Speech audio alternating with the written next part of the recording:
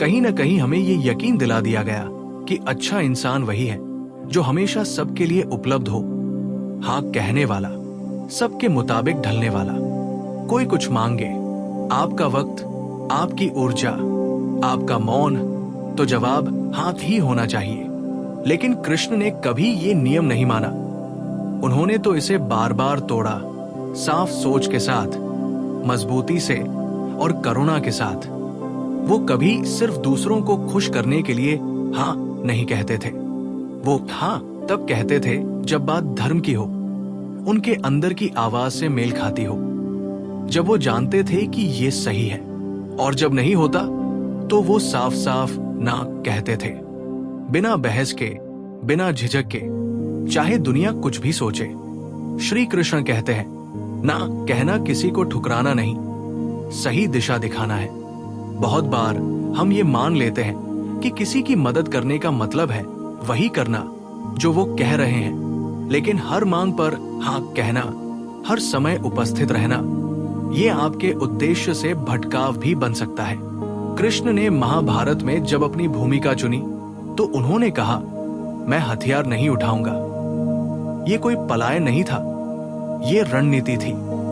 क्योंकि कभी कभी सबसे बड़ी सहायता ये होती है कि आप किसी को उसकी यात्रा खुद तय करने दें, लेकिन साथ में मार्गदर्शन देते रहें। वर्तमान जीवन में मान लीजिए कोई दोस्त आपसे बार बार आर्थिक मदद मांगता है। एक बार, दो बार आप करते हैं, लेकिन तीसरी बार आप समझते हैं कि अब उसे आत्मनिर्भर बनना चाहिए।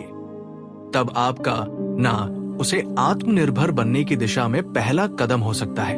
तो ना का मतलब मैं तुम्हारे लिए नहीं हूं नहीं होता। इसका मतलब होता है मैं उस रूप में तुम्हारे लिए हूं जो तुम्हारे लिए बेहतर हो। श्री कृष्ण कहते हैं, अगर आपकी शांति छीन ले तो वो बहुत महंगी है। शांति केवल बाहर की चीज नहीं है, ये एक अंदरूनी अनुभव है जो तब मिलता है जब हम अपने मूल्यों और अंतरात्मा के साथ जुड़कर जीते हैं। कृष्ण को युद्ध में हर तरफ से खींचा जा रहा था। कौरव चाहते थे, पांडव भी चाहते थे, फिर भी उन्होंने वही चुना जो उनके भीतर की शांति को बनाए रखे। हर बार जब आप किसी को खुश करने के लिए खुद से झूठ बोलते हैं, आप अपनी आत्मा से थोड़ा और दूर हो जाते हैं। वर्तमान जीवन में आप ऑफिस में सबका काम उठा लेते हैं क्योंकि आप ना नहीं कह पाते। आप थक चुके हैं, लेकिन फिर भी कोई कुछ मांगता है और आप हाँ कह देते हैं ताकि अच्छा कर्मचारी कहलाए। मगर धीरे धीरे आपको अंदर से खालीपन महसूस होने लगता है। कृष्ण की तरह सोचिए, अगर कुछ आपकी मानसिक, भावनात्मक या आत्मिक शांति छीन रहा है तो वहां ना कहना सेवा नहीं, स्वसंरक्षण है। श्री कृष्ण कहते हैं, एक सीमा दीवार नहीं होती, वो एक दरवाजा है जिस पर ताला होता है। सीमाएं रखना मतलब कठोर या बेरुखा होना नहीं है। ये मतलब है कि आप अपने रिश्तों को स्वस्थ बनाना चाहते हैं। कृष्ण अपने हर संबंध में संतुलन बनाए रखते थे, चाहे द्रौपदी से उनका दोस्ताना रिश्ता हो या राधा से उनका प्रेम। वो भावनाओं में बहते नहीं थे, वो उन्हें समझते और सहेजते थे। सीमा तय करना मतलब है कि आप दूसरों को अपनी जिंदगी में आने दे रहे हैं, लेकिन बिना अपनी गरिमा खोए। वर्तमान जीवन में सोचिए, आपके रिश्तेदार हर रविवार बिना पूछे आपके घर चले आते हैं। आप थक चुके हैं पर कुछ नहीं कहते क्योंकि संस्कार है। एक दिन आप विनम्रता से कह देते हैं, मुझे थोड़ा अकेले समय चाहिए।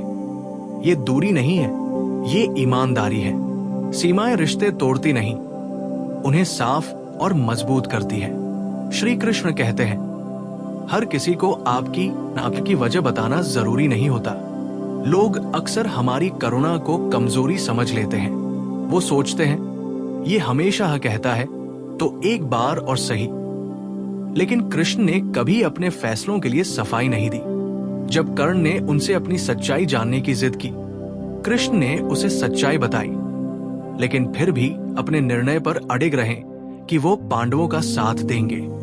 वो जानते थे कि सच्चाई सबको समझ नहीं आएगी, पर सही करना ज्यादा जरूरी है, समझाया जाना नहीं। आपका जीवन कोई कोर्टरूम नहीं है। हर बार आपको अपनी भावनाओं की गवाही नहीं देनी होती।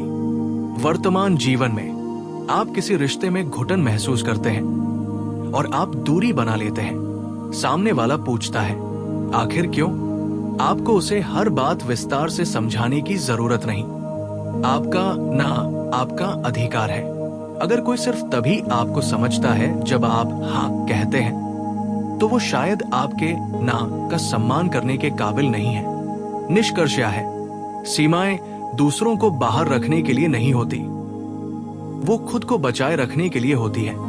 कृष्ण हमें सिखाते हैं, बिना विवेक का प्रेम आसक्ति बन जाता है, बिना सीमा की सेवा गुलामी बन जाती है, और बिना आत्मसम्मान की दया आत्मविनाश। तो अगर आप भी सिर्फ इसलिए ना नहीं कह पा रहे क्योंकि कोई बुरा न मान जाए या आपकी अच्छे इंसान वाली छवि खराब हो जाएगी, तो याद रखिए, ईश्वर ने भी ना कहा।